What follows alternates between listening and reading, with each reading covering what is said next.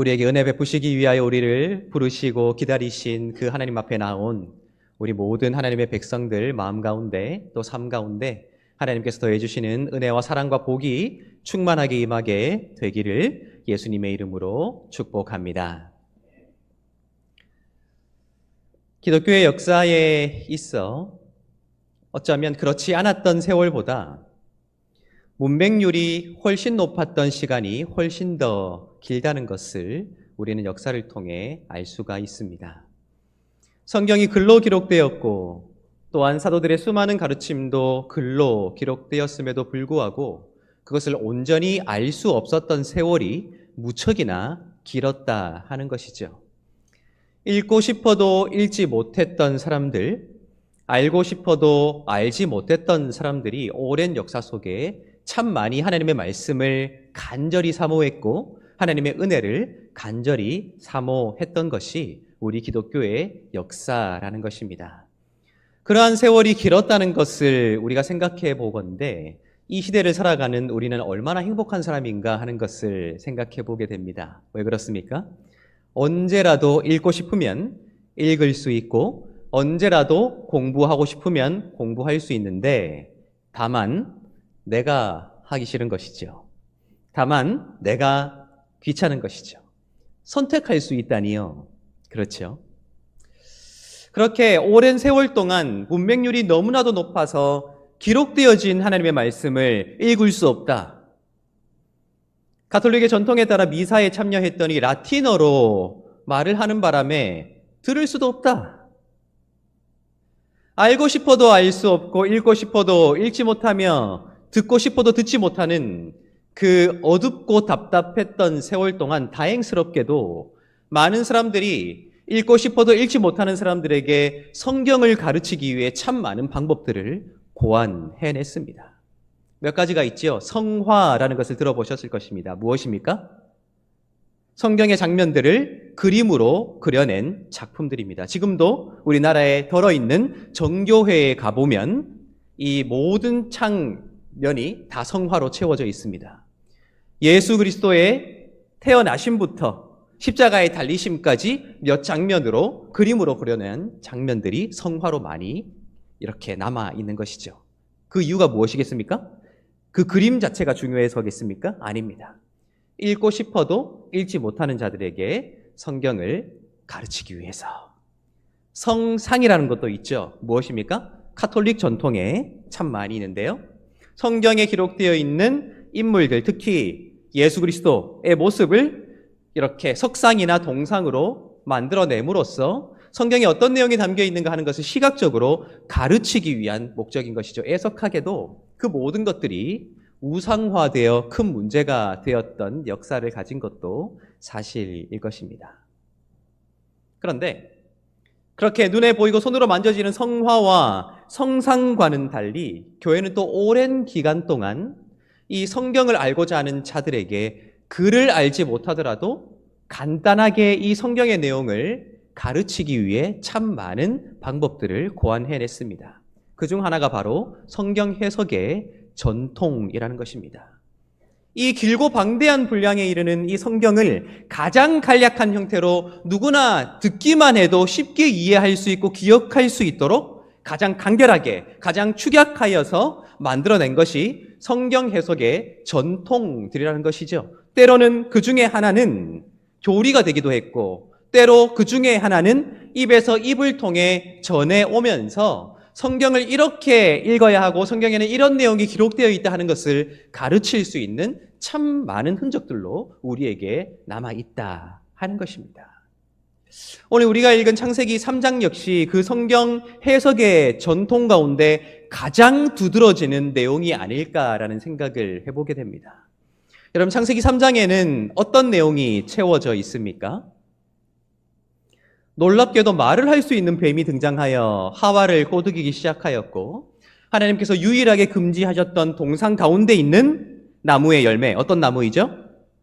선과 악을 알게 하는 나무의 열매를 하나님께서 유일하게 금지하셨는데 말을 할 수 있는 뱀이 아담과 하와를 꼬드겨 그것을 먹게 함으로써 비극적인 일들을 만들어냈다 라고 하는 것이 창세기 3장에 기록되어 있죠. 교회의 역사 속에 이 창세기 3장은 하나의 교리와 성경 해석의 근원이 되어 왔던 것이 사실입니다. 이러한 가르침 말입니다. 여러분 잘 들어보십시오. 하나님께서 모든 것들을 완벽하게 창조하셨는데 뱀으로 위장한 사탄이 나타나 아담과 하와에게 거짓말을 하였고 그 거짓말로 인하여 아담과 하와가 죄를 지어 선과 악을 알게 하는 나무의 열매를 먹었고 그때로부터 죽지 않아도 될 운명이 죽을 운명으로 변화하여 그것이 원죄가 되어 지금 우리에게까지 유전되고 있다. 그 모든 것들을 해결하시기 위해 예수께서 이 땅에 오셨다라는 어쩌면 창세기로부터 계시록에 이르기까지 그 이 방대한 내용, 방대한 글을 가장 간결한 형태로 축약하고 있는 것이 우리가 알고 있는 그 익숙한 교리, 익숙한 성경 해석의 전통이다 하는 것입니다. 그런데 우리가 생각해야 하는 것은 이 교리라는 것 말입니다. 성경 해석의 전통이라는 것은 방대한 성경의 내용을 축약하여 가장 간결하게 설명하기 위한 하나의 장치이기 때문에 그것을 토대로 성경을 읽어야 한다, 그것을 토대로 성경에 어떤 내용이 기록되어야 한다 하는 굉장히 중요한 지침과 가르침을 우리가 받을 수는 있으나 말 그대로 간결한 형태의 지침이므로 그것을 근거하여 우리가 성경에 정말로 무슨 내용이 기록되어 있는가 하는 것을 우리가 면밀히 읽는 노력을 게을리해서는 안 된다는 것입니다. 그러한 관점에서 오늘 우리가 읽은 말씀은 어쩌면 우리가 알고 있는 성경 해석의 전통과 교리가 우리에게 말하고 있는 바보다 훨씬 더 무서운 이야기를 담고 있음이 우리에게 발견되어집니다. 원죄가 되었다. 그리고 그것이 유전되어 지금 우리를 죽을 운명으로 이끌고 가고 있으며 그렇게 인류의 불행이 거기에서부터 시작되었다라는 그러한 내용보다 어쩌면 훨씬 더 무서운 내용이 이 말씀에 기록되어 있다 하는 것입니다. 가장 우선적으로는 놀랍게도 원죄라는 교리의 근거가 된다고 알고 있는 이 말씀에는 놀랍게도 죄라는 말이 단 한 번도 기록되어 있지 않습니다. 다만 아담과 하와가 보암직도 하고 먹음직도 한 그 나무의 열매를 먹었노라 기록하고 있고요. 거기에 대한 하나님의 반응을 기록하고 있을 뿐이지요. 따라서 창세기 3장은 아담과 하와가 행한 일이 죄라고 명확하게 규정하지는 않습니다. 하나님 앞에 죄를 저질렀다. 큰 죄악이었다. 하나님의 뜻을 거슬러 그것이 인류 모두에게 유전되는 죄라는 것을 창세기 3장 그 자체는 명확하게 우리에게 규정해주고 있지 않다 하는 것입니다. 또한 놀랍게도 창세기 3장은 아담과 하와가 그 열매를 먹은 이후에 하나님께서 무엇인가를 저주했다고 기록하고 있지만 이 행위를 한 아담과 하와는 그 저주의 대상이 아님을 우리에게 드러내고 있습니다. 우리 3장 14절을 한번 읽어보도록 하겠습니다. 오늘 읽진 않았지만 3장 14절입니다. 3장 14절입니다. 함께 읽겠습니다. 여호와 하나님이 뱀에게 이르시되 내가 이렇게 하였으니 내가 모든 가축과 들의 모든 짐승보다 더욱 저주를 받아 배로 다니고 살아있는 동안 흙을 먹을지니라. 아멘. 3장에 의하면 처음으로 하나님께 저주를 받는 대상이 기록되어 있죠. 그 대상이 누구입니까? 바로 아담과 하와로 하여금 금지된 열매를 먹게 했던 그 뱀입니다. 배로 다녀야 할 것이다. 모든 짐승들보다 훨씬 더 저주를 받을 것이다 라고 함으로써 저주의 첫 대상이 바로 아담과 하와가 아니라 누구라고요? 뱀이라고 기록하고 있다 하는 것입니다. 두 번째 저주의 대상은 누구입니까? 우리 17절 한번 읽어보도록 하겠습니다. 17절입니다. 함께 읽겠습니다. 아담에게 이르시되 내가 내 아내의 말을 듣고 내가 내게 먹지 말라 한 나무의 열매를 먹었은즉 땅은 너로 말미암아 저주를 받고 너는 내 평생에 수고하여야 그 소산을 먹으리라. 아멘. 17절에는 두 번째 저주의 대상이 기록되어 있죠. 누구입니까? 아담입니까? 하와입니까? 아닙니다. 놀랍게도 땅은 너로 말미암아 저주를 받을 것이다. 저주의 대상이 누구라고요? 땅이라고 기록하고 있다는 거예요. 놀랍게도 우리가 알고 있었던 성경 해석의 전통과는 조금 다른 내용이 기록되어 있죠. 아담과 하와의 행위가 죄라고도 말하지 않습니다. 그 행동을 했던 아담과 하와가 저주의 대상이 되었다고도 말하지 않습니다. 다만 그들을 그 열매를 먹게 만들었던 뱀이 저주의 대상이었고요. 그들이 발 딛고 살아갈 그 땅 자체가 저주의 대상이라고 말할 뿐이지 아담과 하와의 행위가 죄라고 말하지 않고요. 아담과 하와가 저주를 받았다고도 말하지 않고 있다 하는 것입니다. 그리고는 이 일의 결과가 어떻게 되었다고 말하고 있습니까? 22절부터 24절 제가 빠른 속도로 읽어드리겠습니다. 여호와 하나님이 이르시되 보라 이 사람이 선악을 아는 일에 우리 중 하나같이 되었으니 그가 그의 손을 들어 생명나무 열매도 따먹고 영생할까 하노라 하시고 여호와 하나님이 에덴 동산에서 그를 내보내어 그의 근원이 된 땅을 갈게 하시니라. 이같이 하나님이 그 사람을 쫓아내시고 에덴 동산 동쪽에 그룹들과 두루 도는 불칼을 두어 생명나무의 길을 지키게 하시니라. 아멘. 놀랍게도 창세기 3장은 우리에게 아담과 하와의 행위의 결과가 무엇이었는지를 명확하게 말하고 있습니다. 죄를 지었노라, 그 죄로 인하여 저주를 받았노라 하는 그러한 결론이 아니에요. 죄인지 규정하지도 않습니다. 그들이 저주받았다고도 하지 않습니다. 다만 아담이 경작하도록 그 땅으로 옮겨졌던 에덴이었을 텐데 오히려 그 에덴을 경작하지 못하고 에덴 밖의 땅을 경작하기 위해 에덴으로부터 추방당하였노라 우리에게 말하고 있다 하는 것입니다. 어쩌면 비극이지요. 어쩌면 비극 중에 비극이라고 말할 수 있겠지요. 그런데 우리가 기억해야 하는 것은 놀랍게도 창세기 3장은 우리가 그렇게 잘 알고 있었던 성경 해석의 전통보다 더 무서운 이야기를 우리에게 해주고 있다고 말씀드렸잖아요. 차라리 그것이 죄라고 규정되는 것, 차라리 그것이 저주받을 행위라고 규정되는 것이 명확히 창세기 3장에 기록되었다면 좋을 텐데 창세기 3장은 오히려 죄라고 규정되지 않는 그것이 저주의 근거가 된다고 규정되지 않는 그것이 우리를 더 비극적으로 허물어지게 만들고 있음을 우리에게 보여주고 있다 하는 것입니다. 여러분, 우리가 신앙생활을 하다 보면 항상 그러한 일들의 반복이지 않습니까? 하나님의 얼굴을 향하여, 하나님의 말씀을 향하여 하나님께 주시는 믿음의 길을 열심으로 달려나가고자 하는 열정이 생겼다가도 때로는 그 열정이 힘없이 무너지는 것을 우리가 경험하게 되지요.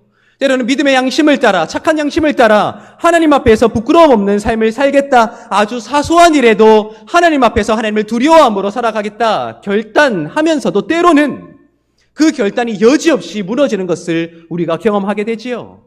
때로는 상승했다가 때로는 하락했다가 수없이 오르락내리락 거리는 우리의 신앙의 모습을 우리가 발견할 때가 있다는 거예요.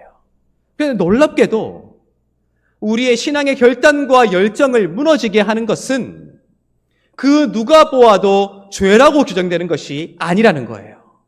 그 누가 생각하기에도 저주받을 짓이라 규정되는 행위가 아니라는 거예요. 어쩌면 죄가 아니기에, 어쩌면 저주받을 행위라 규정되지 않기에 우리에게는 무섭게 느껴지지 않는 것, 무겁게 느껴지지 않는 것, 가볍게 느껴지며 사소하게 느껴질 수 있는 그것이 어쩌면 우리를 더 극심하게 무너뜨릴 수 있는 요인이 된다는 것을 우리가 기억해야 한다는 것입니다. 창세기 3장이 바로 그러한 이야기라는 거예요. 죄라고 규정하지 않아요. 저주받았다고 규정하지 않습니다. 그러나 그 일의 결과는, 그 행위의 결과는 그들로 존재의 가치를 상실하게 만드는 것이었다는 거예요. 존재의 가치가 무엇입니까? 여러분, 많은 사람들이 이렇게 착각합니다. 결국 하나님이 아담에게 열심히 땅에서 일을 하여야, 땀을 흘려야 먹고 살게 될 것이다. 아담이 그렇게 죄를 짓지 않았다면 우리 일 안 하고도 평생 죽지도 않고 잘 먹고 잘 살았을 텐데 생각하게 될 것입니다. 착각입니다. 하나님이 에덴을 창설하시고 거기에 아담을 두신 이유가 무엇입니까? 그 땅을 경작하게 하려고거든요. 일하게 하려고 해요. 그래서 그 일은 죄의 결과가 아니에요. 에덴을 경작할 것인가, 에덴 밖을 경작할 것인가, 그 차이인 거예요. 그런데 아담은 애초에 에덴을 경작하게 하기 위하여 에덴으로 이주되었거든요. 그런데 죄로 규정되지 않는 그 행위가, 저주받을 행위라고 규정되지 않는 그 행위가 에덴을 경작해야 하는 그 존재의 이유를 상실하게 만들었다. 에덴 밖으로 쫓아내게 만들었으며 에덴 밖의 땅을 경작함으로 결국 그의 근원이 된 땅이죠. 에덴 밖의 흙으로 그가 살아있는 존재가 되었잖아요. 그 땅을, 저주받은 그 땅을 경작하게 되었다 하는 거예요. 우리의 인생도 마찬가지예요. 어쩌면 우리가 누가 봐도 죄라고 여겨지는 것은 손쉽게 피할 수 있습니다. 여러분, 지난 한 주간 도둑질 하신 분 손들어 보십시오. 오늘 예배당에 들어와서 회개기도 하셨습니까? 누군가를 폭행하신 분, 특수폭행. 저는 항상 아들에게 특수폭행을 당합니다. 네, 공놀이 하다 보면 공으로 탁 맞고요. 아들이니까 화도 못 내고, 그래, 그럴 수 있어. 누군가를 악한 마음을 먹고 때리신 분, 사기치고 도둑질하고 누구를 죽이신 분 계십니까? 아니에요. 그 모든 것들은 죄입니다. 누가 봐도 죄이기 때문에 우리는 쉽게 그것을 피할 수 있습니다. 여러분들 혹시 지난주에 무당 찾아가신 분 계십니까? 점쟁이한테 가서 부적 받아오신 분, 그 부적 성형식에 붙이고 오신 분, 누가 봐도 저주받을 짓이죠. 그런 저주받을 짓은 누구나 하지 않을 수 있어요. 누구나 피할 수 있고요. 누구나 두려워합니다. 오히려 그 죄라고 불리는 것, 그 저주라고 불리는 것은 두렵지 않아요. 왜요? 손쉽게 발견하여서 손쉽게 피할 수 있기 때문입니다. 더 무서운 게 뭔지 아세요? 창세기 3장과 같은 거예요. 하나님의 말씀을 거역하여 선과 악을 알게 하는 나무의 열매를 먹었으나 그냥 죄라고 하셨으면 마음이라도 편할 텐데 죄라고 말씀하시지도 않아요.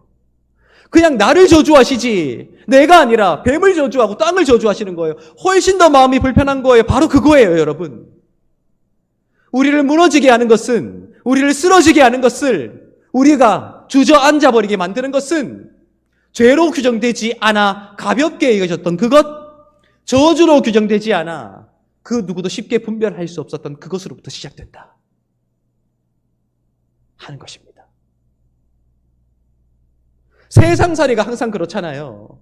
세상에 나아가 하나님의 말씀에 따라 세상을 분별하며 승리합시다 하지만 세상을 분별하기가 그렇게 쉽던가요? 아니에요. 여러분 인스타그램 하십니까?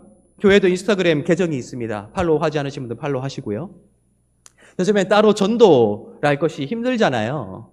그러니까 유튜브나 인스타 같은 것들을 통해서 이제 전도하는 시대가 되었거든요. 팔로우 하시고 널리 전파하시기 바랍니다. 하루 종일 누워서 그 릴스 보고 앉았는 거예요. 유튜브 쇼츠 보면서 도파민 중독이 되어가지고는 이 길고 방대한 성경 하나 읽는 것이 이제는 아무런 보상심리가 없이는 읽을 엄두조차 나지 않는 그런 세상을 우리가 살아가고 있습니다. 여러분 그거 아무도 죄라고 말하지 않습니다. 아무도 저주라고 말하지 않습니다. 그저 우리가 중독된 거죠. 그저 우리를 허물어뜨리고 있는 것이죠.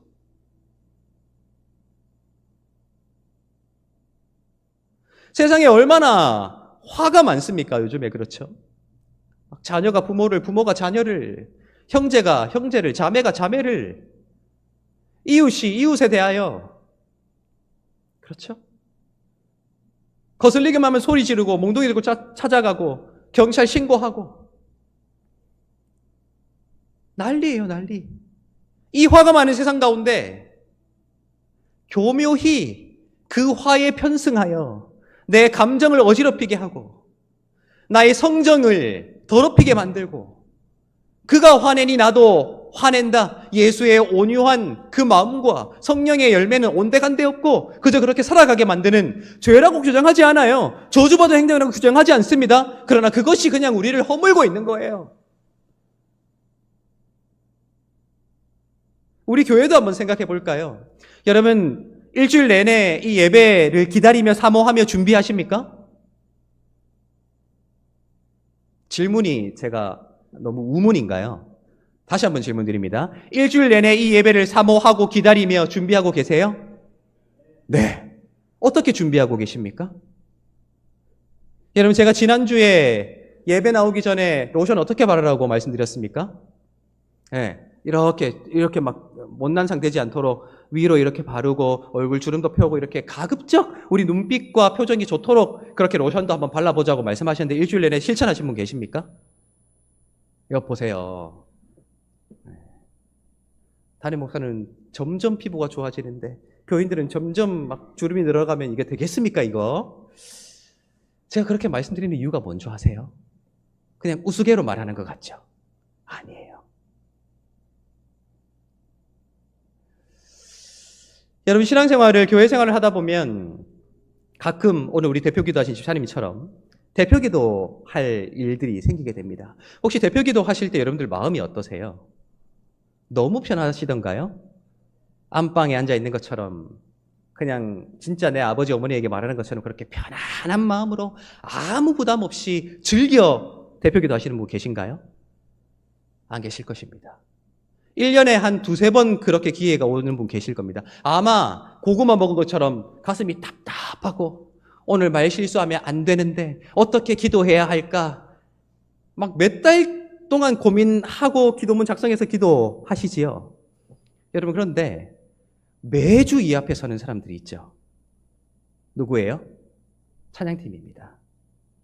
여러분, 그런데 이 찬양팀이 앞에서 찬양 인도하고 있는데 앞에 앉아있는 우리의 표정이 썩어 들어가고 있다 생각해 보십시오.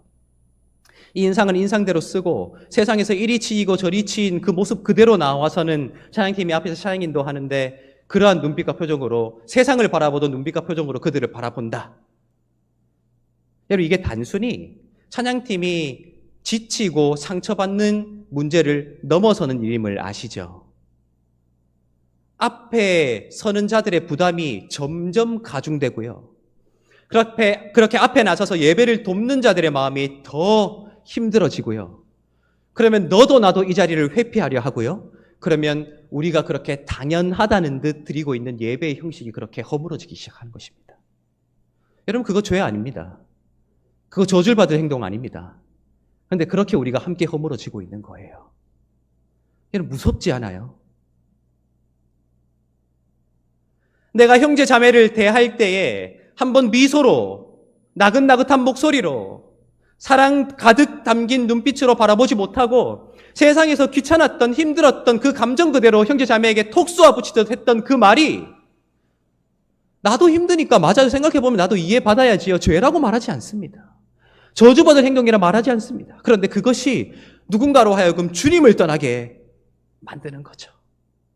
한두 명 그렇게 주님을 떠나다 보면 우리가 함께 모였을 때 행할 수 있었던 그 일이 이제는 점점 힘이 빠져 누군가에게 더 많은 일들로 가중되기 시작하고 누군가는 주일에도 이렇게 많은 일을 해야 하나 하는 부대낌과 억울함과 원망으로 그 마음속에 작용하기 시작한다고요. 여러분, 그거 죄라고 말하지 않습니다. 저주라고 말하지 않아요. 그런데 그게 우리를 그렇게 무너뜨리는 것이죠.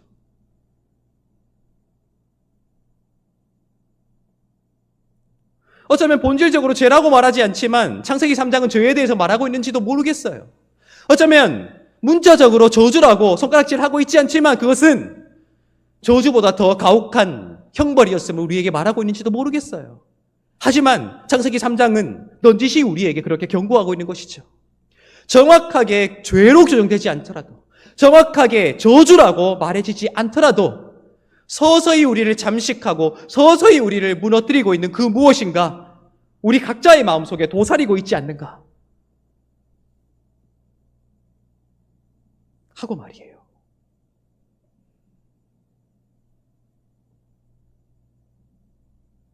여러분, 그렇게 창세기 3장은 우리에게 또 다른 기회를 열어주고 있는지도 모르겠습니다. 아담과 하와는 정죄 받지 않았습니다. 정죄가 무엇입니까? 이 죄인, 죄 지은 자라고 정죄받지 않았습니다. 그러나 그들의 삶은 존재의 가치를 상실한 삶이 되어버렸습니다. 정죄받지 않으나, 죄라고 규정되지 않으나, 저주라고 규정되지 않으나 그 스스로 무너지고 있는 우리가 아담과 하와의 이야기를 통해, 창세기 3장을 통해 그 무너짐을 막아내고 다시 세울 수 있는 기회를 우리에게 열어주고 있는 이야기가 바로 창세기 3장인지도 모르겠어요. 뒤집어 놓고 생각해보면 죄가 아닌 그것, 저주가 아닌 그것이 우리를 무너뜨릴 수 있다. 그 모든 것들이 우리의 표정과 우리의 눈빛과 우리의 자세와 우리의 마음으로부터 시작된다면 반대로 우리를 세워놓을 수 있는 것도 바로 거기에서부터 시작된다.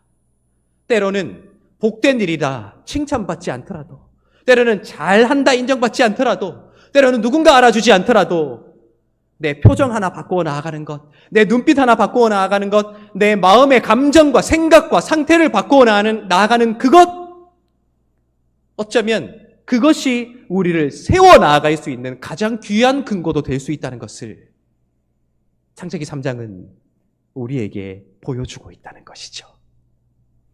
우리 모두 동일한 것을 가지고 살아가고 있습니다. 이 자리에 유별나게 못생긴 분은 한 사람도 없습니다. 다 비슷비슷하게 생겼습니다. 저만 유별나게 잘생겼을 뿐이지요. 그런데 비웃지 마시고 점점 이제 비웃음이 커져지고 있는 이 현실 가운데 모두가 비슷한 얼굴 하나씩은 다 가지고 살아가고 있습니다. 모두가 공평하게 가진 그 얼굴로 무엇을 할 것이냐는 이제 우리에게 달려 있어요. 나를 무너뜨릴 것인가? 우리를 무너뜨릴 것인가? 아니면 어차피 이 얼굴로 살아갈 거면 이 얼굴로 누구를 세워나가고 나를 세워갈 것인가? 우리가 어차피 세상 가운데 상처받고 힘들고 어려운 삶을 살지만 그 모든 것들을 내 십자가로 내가 감내해야 하고 내가 이겨나가야 하고 내가 아름답게 바꾸어 나가야 할 사명으로 삼아 내가 그것으로 누군가를 세워주고 위로하고 소망을 전해주며 그것으로 우리를 세워나갈 근거로 삼을 것인가? 아니면 함께 무너질 근거로 삼을 것인가? 그것은 이제 우리의 선택에 달려 있습니다. 여러분 무엇을 선택하실래요? 죄라고 말해지지 않는 것, 저주라고 말해지지 않는 것, 칭찬받지 않는 것, 인정받지 않는 그 모든 어쩌면 감추어진 것들이 이미 우리에게 주어져 있습니다. 어차피 이제 우리는 그것을 분별하여 무너지고 있는 그 틈을 막아내고 무너지고 있는 우리의 방벽들을 다시 세워내며 결코 흔들리지 아니하는 그 선을, 그 집을, 그 아름다운 공동체를, 그 아름다운 성전으로서의 나를 만들어 갈 수 있는 우리가 되어야 되지 않겠는가 생각하게 된다 하는 것입니다. 우리 바로 그러한 삶을 살아갑시다. 우리 앞뒤 좌우에 계신 분들에게 한번 씩 웃어줄까요? 시작! 네, 표정은 안 웃는데 입으로만 씩 하시는 분 계시는데 바로 거기에서부터 우리의 우리됨을 회복함으로 날마다 주님께서 보시기에 가장 아름다운 삶을 살아갈 수 있는 저와 여러분들이 되시기를 예수님의 이름으로 축복합니다. 기도하겠습니다.